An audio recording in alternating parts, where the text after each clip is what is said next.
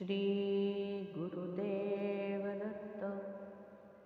श्री गुरुदेव दत्त. श्री गुरुदेव दत्त. गुरुचरित्राचे संपूर्ण पारायण करणे हे उत्तमच, पण वेळेअभावी किंवा इतर अनेक कारणांमुळे गुरुचरित्राचे पारायण करणे अनेकांना जमत नाही. अशा वेळीस पारायण करणे जमत नसेल तर फक्त ऐका. आपली नित्यकर्मे करता करता ऐकत राहावे. यामुळे गुरुचरित्राचे पारायण करण्या एवढेच फळ निश्चितच साधकाला लाभते. दत्तगुरूंची कृपा होतेच होते.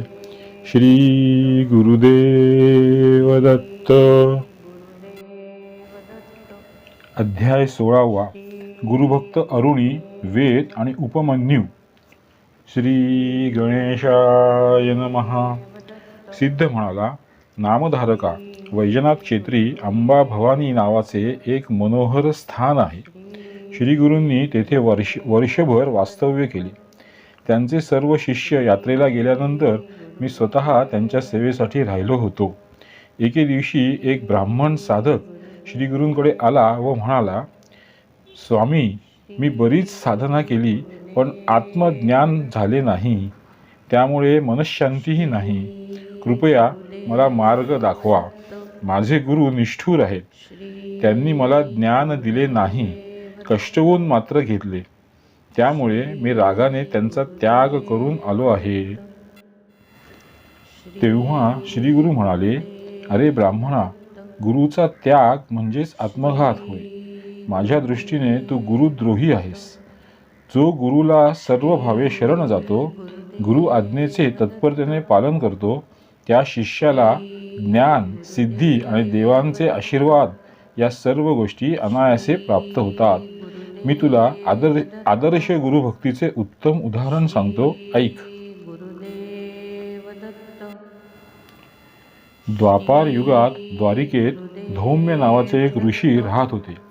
त्यांचे अनेक शिष्य होते. अरुणी, वेद आणि उपमन्यू हे त्यांच्यापैकीच तिघे.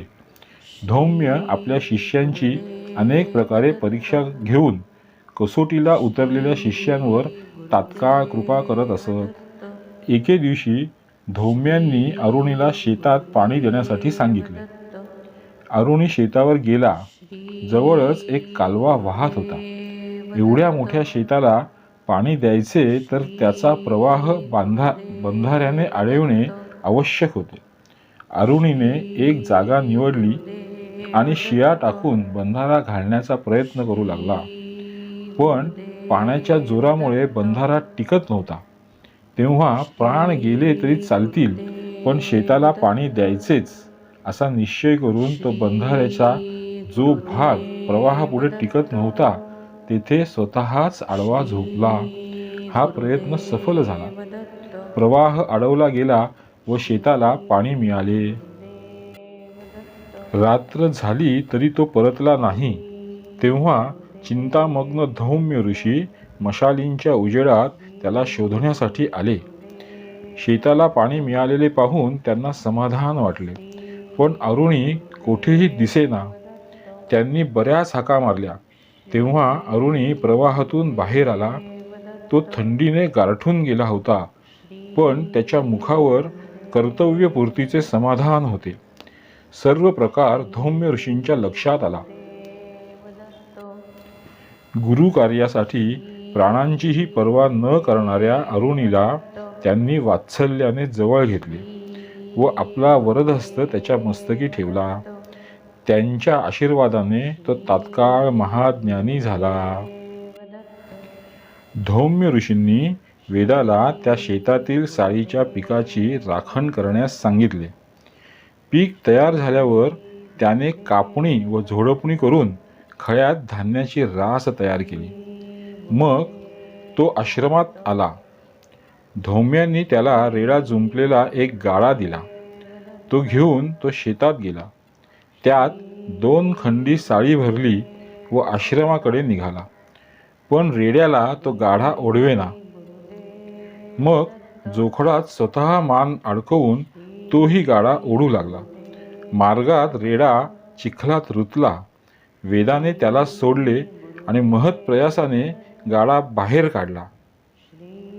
रेड्याच्या गळ्यातील फास स्वतःच्या गळ्याभोवती बांधला आणि खांद्याचा आधार देऊन तो गाडा कसाबसा ओढत आश्रमात आणला.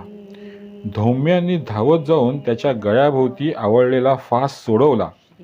स्वहस्ते त्याचा घाम पुसला आणि त्याच्या गुरुभक्तीने प्रसन्न झालेल्या धौम्यांनी त्यालाही वरदान देऊन वेदशास्त्र संपन्न व महाज्ञानी केले. उपमन्यू धौम्यांची गुरे राखायचा.